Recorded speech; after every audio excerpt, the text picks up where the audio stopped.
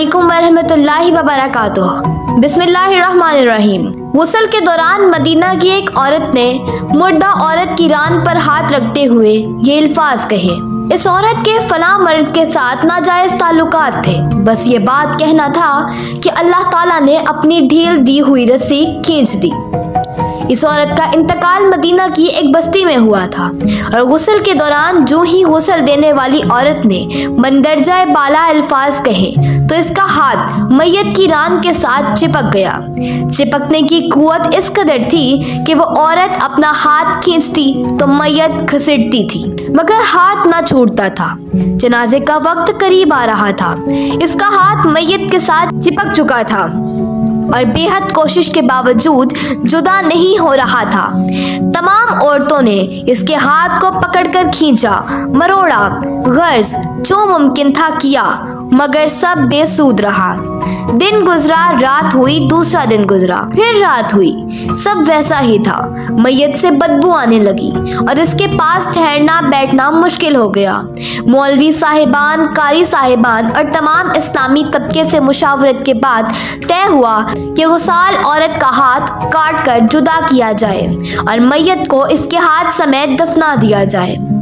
मगर इस फैसले को गुसाल औरत और इसके खानदान ने ये कहकर रद्द कर दिया कि हम अपने खानदान की औरत को माजूर नहीं कर सकते, लिहाजा हमें ये फैसला कबूल नहीं। दूसरी सूरत ये बताई गई कि मैयत के जिस्म का वो हिस्सा काट दिया जाए और हाथ को आज़ाद करके मैयत दफना दी जाए, मगर बेसूद।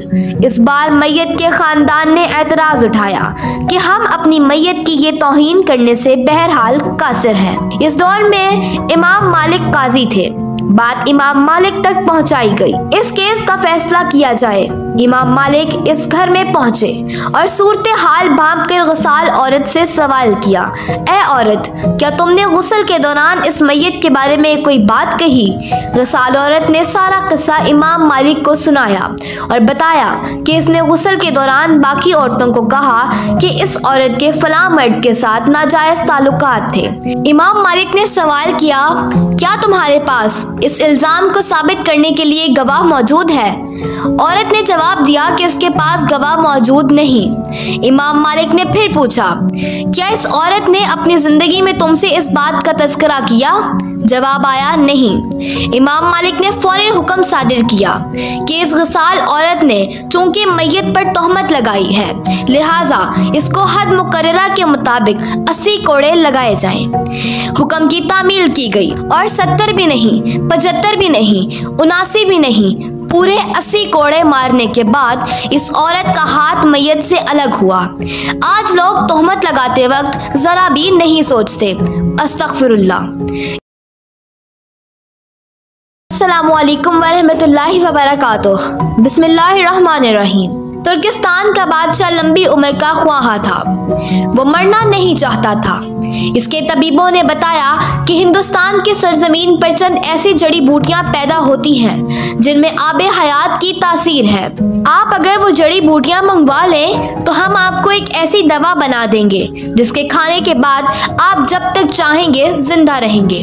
तुर्किस्तान के बादशाह ने 10 लोगों का एक वफ्द तैयार किया और ये वफ्द हिंदुस्तान के राजा के पास भिजवा दिया। इस वफ्द में तुर्किस्तान के तबीब भी शामिल थे और बादशाह के इंतहाई करीबी मुशीर भी। वफ्द ने हिंदुस्तान के राजा को तुर्क बादशाह का पैगाम पहुंचा दिया।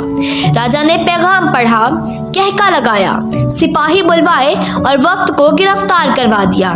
राजा गिरफ्तारी के बाद इन्हें सल्तनत के एक बुलंदो बाला पहाड़ के करीब ले गया। इसने पहाड़ के नीचे खैमा लगवाया। इन 10 लोगों को इस खैमे में बंद करवाया और इसके बाद हुक्म जारी किया कि जब तक ये पहाड़ नहीं गिरता तुम लोग इस जगह से कहीं नहीं जा सकते। तुम में से जिस शख्स ने यहाँ से निकलने की कोशिश की इसकी गर्दन काट दी जाएगी। राजा ने अपना फौजी दस्ता वहाँ छोड़ा और वापस शहर आ गया। तुर्किस्तानी वक्त को अपनी मौत साफ नजर आने लगी। वो पहाड़ को अपनी मुसीबत समझने लगे। मुश्किल की इस घड़ी में अल्लाह ताला के सिवा इनका कोई मददगार नहीं था। वो जमीन पर सजदा रेज हुए और अल्लाह ताला के हुजूर गिड़गिड़ाने लगे।